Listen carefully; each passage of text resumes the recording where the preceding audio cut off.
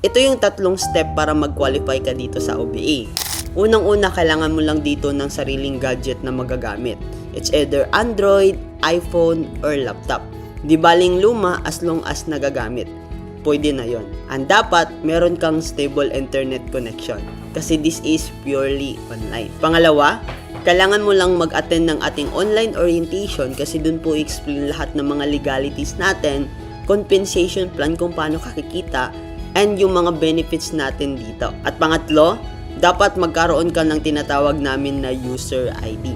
Yung user ID na yun, dun papasok lahat ng transaction and dun mo transparent mamomonitor ang yung income and syempre dun mo din makikita kung magkano yung wini-withdraw na kinikita mo dito sa OBA. Ito yung nagsisilbing LTO or license to operate dito sa online, and kapag meron ka na nun, pwede mo na gamitin lahat ng social media accounts mo para gawing pagkakitaan nito.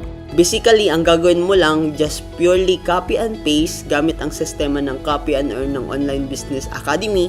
Magre-reply ka lang ng inquiries local and international. Kaya kung isa kang OFW, empleyado, full-time mom, business owner, senior citizen, or student na naghahanap ng legit side hustle dito sa online, and gusto mo magkaroon ng extra income kahit nasa bahay lang, pwedeng-pwede mo itong gawin ang OBA.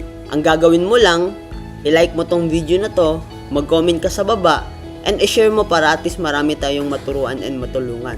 Message me directly para mag-guide kita. Kung hindi mo ako ma-message, mag-reply ka lang sa story ko or sa notes ko para ma-assist kita kagad.